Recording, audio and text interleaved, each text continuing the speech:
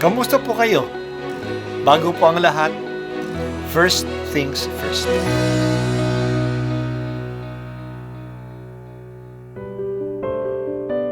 Ang pagbasa mula sa aklat ni Propeta Mikas. Pakinggan ninyo ang kaso ng Panginoon laban sa Israel. Tumindig ka, Panginoon, at ilahad mo ang iyong kaso. Bayaan mong marinig ng mga bundok at mga burol ang iyong sasabihin. Mga bundok at mga pundasyon ng sanlibutan, pakinggan ninyo ang sakdal ng Panginoon laban sa Israel na kaniyang bayan. Sinasabi ng Panginoon, bayan ko, sagutin ninyo ako. Ano ba ang nagawa ko sa inyo? Naging pabigat ba ako sa inyo? Inalis ko kayo sa lupain ng Ehipto at tinubos sa pagkakaalipin. Sinugo ko sa inyo sina Moises, Aaron at Miriam upang kayo'y pangunahan. Ano ang dapat kong dalhin sa aking pagsamba sa Panginoon na Diyos na kataas-taasan? Magdadala ba ako ng guyang 1 taon ang gulang bilang handog na susunugin sa kaniyang harapan? Malugod kaya ang Panginoon kung siya'y handugan ko ng libu-libong tupa o walang katapusang agos ng langis ng ulibo? Matuwa kaya siya kung ihandog ko sa kanya ang aking anak na panganay, ang laman ng aking laman, bilang kabayaran ng aking mga kasalanan?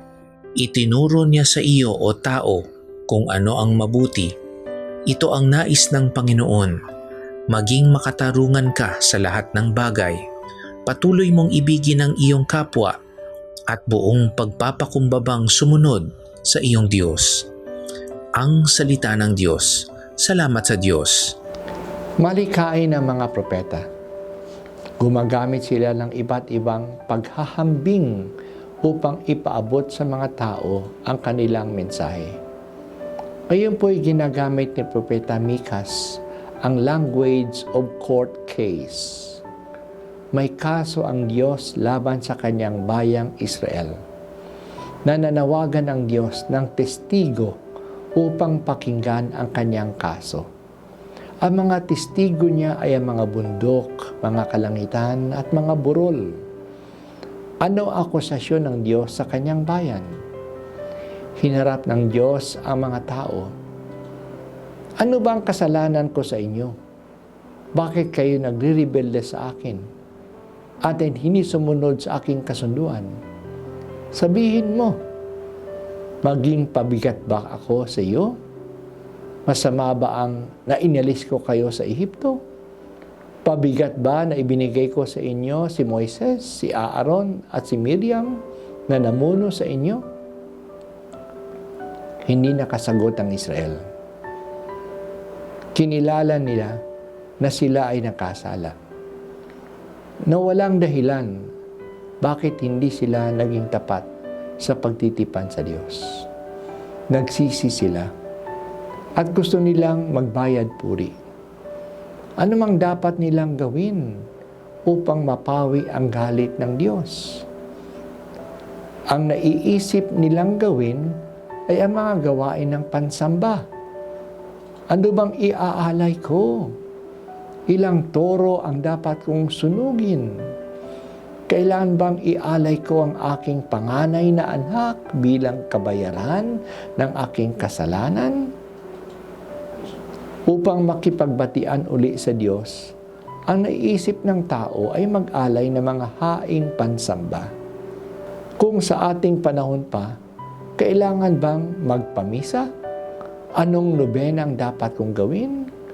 Kailangan ko bang pumunta sa Quiapo o sa Baclaran o sa Holy Land o kay Padre Pio para ako mapatawad? Liturgical o religious activities ang ating iniisip. Pero maliwanag ang sinabi ng Diyos. Itinuro ko na sa iyo, o tao, kung ano ang mabuti. Ito ang nais ng Panginoon. Maging makatarungan ka, ibigin mo ang iyong kapwa, at buong pagpakumbaba kang sumunod sa iyong Diyos. Hindi mga religious activities o religious offerings ang hinihingi ng Diyos, kundi pagbabago ng ugali at pagbabago ng asal. Justice, love, and humility Do justice to all. Love one another. Be humble before your God. Mahirap ang intindihin ito. Kung gagawin natin ang mga ito, mawawala na ang mga kaso natin sa Diyos. Gusto po namin lumapit sa iyo, O Panginoong Diyos. Sana maalaala po namin palagi ang paraan na itinuturo mo sa amin.